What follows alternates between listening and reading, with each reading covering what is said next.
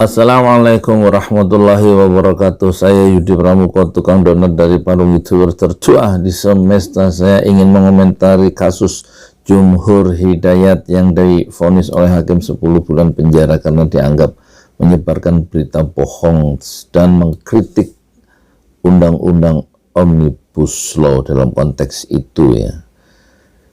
Tapi ya aneh hidup itu ya. Saya tidak akan melihat dari segi apa pasal-pasalnya itu, dari segi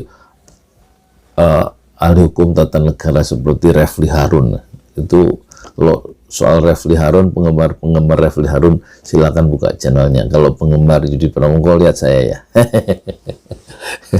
Ini biasa dalam perspektif sejarah, orang itu melawan kekuasaan terus di penjara. Soekarno juga dulu begitu ya, di penjara hampir 3 tahun zaman Belanda karena mengkritik ya kan kebebasan berpendapat ya. Karena kebebasan pendapat itu terus dimasukkan penjara. Hatta juga begitu ya, orang-orang yang mengkritik kekuasaan itu ya di penjara ya. Zaman Bung Karno waktu berkuasa ya, orang-orang yang berbeda pendapat di penjara. Syahrir di penjara, Hamka di penjara oleh Soekarno memenjarakan Natsir, membubarkan Partai Masyumi, membubarkan Partai Murba. Begitu, itu biasa ya, biasa dalam perspektif sejarah itu. Kasus Jumhur Hidayat itu biasa, dan kasus Jumhur Hidayat ini akan menjadi pupuk ya bagi nilai-nilai kebebasan di masa depan, bahwa poinnya adalah orang jangan berhenti untuk mengingatkan, orang jangan berhenti untuk mengkritik, karena negeri ini adalah negeri Indonesia.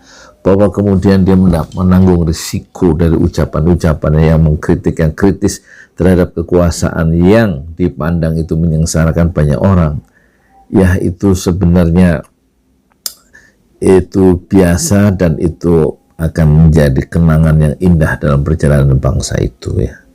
Jadi kasus Jumhur Hidayat ini memang ini khas perjalanan seorang pejuang begitu ya. Zamannya Bung Karno begitu, habis penjara kemudian zaman berubah ya, angin beredar, angin berubah ya, zaman berganti, dia jadi presiden. begitu pula zaman Soekarno ya, banyak orang-orang yang di penjara zaman Soekarno kemudian menjadi orang-orang mulia setelah pemerintah Soekarno itu berakhir. Jumhur juga begitu, di penjara di era Soeharto karena dia mengkritik Soeharto, tapi dia menjadi pejabat negara di era Susilo Bambang Yudhoyono sebagai presiden, kemudian dia masuk penjara kembali di era Presiden Jokowi. Dulu dia di masa pemerintahan Soeharto, Buya Hamka ya, itu bisa memberikan kritik-kritik yang keras atau bisa menjaga marwah umat sebagai ketua Majelis Ulama, diangkat oleh pemerintah sebagai ketua Majelis Ulama yang pertama tahun 75 dengan catatan, kata Buya Hamka, saya mau jadi ketua Majelis Ulama Indonesia asal tidak digaji. Jadi dia mempertahankan kemerdekaannya sebagai seorang warga negara supaya bisa tetap bersuara bebas. Tetapi Muhammad Natsir di masa pemerintahan Soeharto itu kemudian dia dicekal karena mengkritik salah satu tokoh penting dalam petisi 50 ya, ungkapan keprihatinan terhadap ucapan dari Pak Harto saat itu, dan kemudian dia dicekal, tidak boleh keluar negeri ya sampai wafatnya, sehingga Natsir itu tidak bisa menghadiri penganugerahan gelar Dr. Honoris Causa dari Universitas Kebangsaan Malaysia kalau tidak salah. Tetapi di zaman Susilo Bambang Yudhoyono, Natsir yang ditakuti oleh Pak Harto kemudian menjadi pahlawan nasional di zaman Susilo Bambang Yudhoyono. Buya Hamka yang dulu di penjara 2 tahun 4 bulan di masa pemerintahan Soekarno yang otoriter itu, di masa Susilo Bambang Yudhoyono menjadi pahlawan nasional Apa artinya ini? Apa artinya? Ya hidup begitu ya. Jangan terlalu bimbang dengan perkisaran zaman, turun naiknya penguasa. Yang penting tetap bertahan dalam memperjuangkan nilai-nilai kebenaran dan nilai-nilai kejujuran.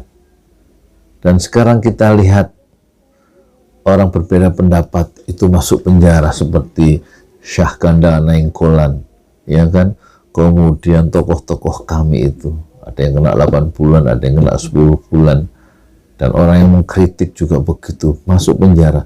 Banyak orang masuk penjara di era pemerintahan ini ya.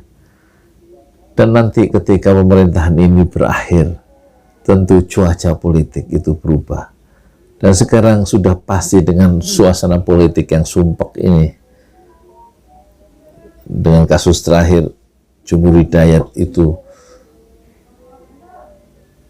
masuk penjara atau divonis 10 bulan, itu tentu akan semakin ya membuat ruang-ruang kebebasan itu semakin menyusut ya, dan tidak mungkin orang itu bisa melahirkan karya-karya besar di era sekarang. Apalagi Badan Riset Indonesia BRIS itu, badan apa BRIS itu yang diketuai oleh seorang ketua partai, membawahi lembaga ilmu pengetahuan dan banyak lembaga-lembaga yang lain, itu tentu ilmuwan-ilmuwan tidak bisa bekerja dengan bebas, dan tidak mungkin ya kelembagaan atau lembaga-lembaga ilmuwan di bawah naungan BRIS itu akan melahirkan karya-karya besar di tengah situasi politik yang sumpek, di tengah ekonomi yang merosot.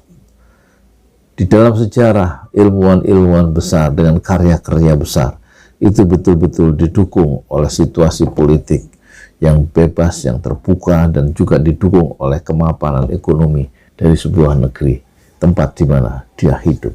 Tapi ketika hanya bicara, mengkritik kebijakan yang memang kebijakan itu kalau dilaksanakan akan merugikan banyak orang, kemudian orang yang mengkritik itu dipenjara, yakinlah suasana semakin sumpek dan tidak akan melahirkan orang-orang besar dengan sistem yang sumpek seperti itu. Itulah pelajaran yang bisa kita ambil dari kasus yang terakhir. Entah berapa ratus orang yang sudah masuk penjara dan divonis bersalah karena mengungkapkan perasaannya terhadap satu keputusan politik. Dan kali ini kita bisa belajar bahwa hikmahnya tidak akan lahir imajinasi-imajinasi besar jika orang dibatasi kebebasannya dengan cara sebagaimana yang dialami oleh Jumhur Hidayat. Tidak mungkin orang memiliki imajinasi besar.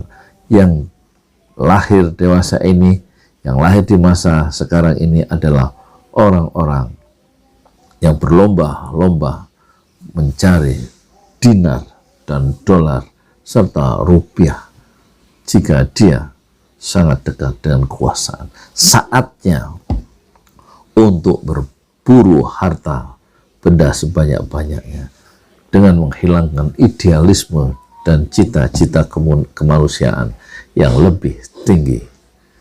Yakinlah dan percayalah, kasus Jumhur Hidayat ini bisa membuka perspektif ya, bagi kita semua, bahwa zaman seperti ini moga-moga ya, moga-moga cepat berlalu dan kita mendapatkan pemimpin di masa depan yang lebih mencerahkan dan memiliki harapan untuk memasang atau membangun tonggak-tonggak peradaban Indonesia modern yang lebih membahagiakan. Saya di Pramuko, tukang donat dari Parung juga tertua di semesta. Fasbir sabran jamilah, bersabarlah dengan kesabaran yang indah. Dan inilah ungkapan yang penting dari Jumhur Hidayat. Saya tetap berpendirian bahwa ketukan palu hakim bukan semata-mata mengadili saya dan teman-teman senasib di seantero negeri, melainkan mengadili kebebasan berpendapat yang sesungguhnya telah dijamin dalam Undang-Undang Dasar 1945.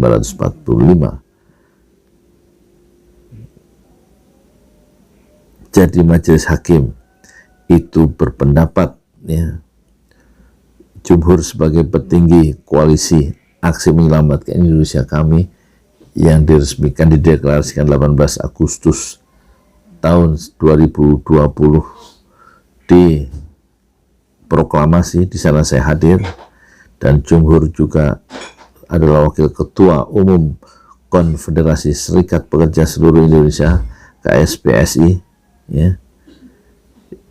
Dia terkena kasus pidana setelah ia mengkritik undang-undang Omnibus Law Cipta Kerja di akun Twitter pribadinya @jumhurhidayat pada 7 Oktober 2020. Apa cuitan dari Jumhur Hidayat? Dalam Twitternya dia berkata, undang-undang ini memang untuk primitive investors dari Cina dan pengusaha rakus. Kalau investor beradab ya seperti di bawah ini, 35 investor asing menyatakan keresahannya terhadap pengesahan Undang-Undang Cipta Kerja. Klik untuk baca _2 KMP.IM_AGA 6M2. Dalam cuitannya, Jumhur mengutip tautan atau link berita yang disiarkan oleh Kompas.com berjudul 35 investor asing nyatakan keresahannya terhadap pengesahan Undang-Undang Cipta Kerja. Akibat cuitan itu, kepolisian menangkap dan menahan Jumhur di rumah tahanan Barreskrim Polri pada 16 Oktober 2020. Ya, masalah kepentingan politik, keputusan politik yang diganggu oleh Jumhur, dan kemudian Jumhur merasakan, ya, hasil dari sikap politiknya, dan dia sudah tahu risiko itu. Dan inilah Jumhur, seorang putra bangsa terbaik yang bersedia untuk menyatakan yang benar adalah benar, sementara orang-orang itu lebih banyak diam dan bungkam demi keselamatan diri dan keluarganya, dan juga kepentingan bisnisnya sendiri. Dipikirkan aja sendiri maksud saya apa.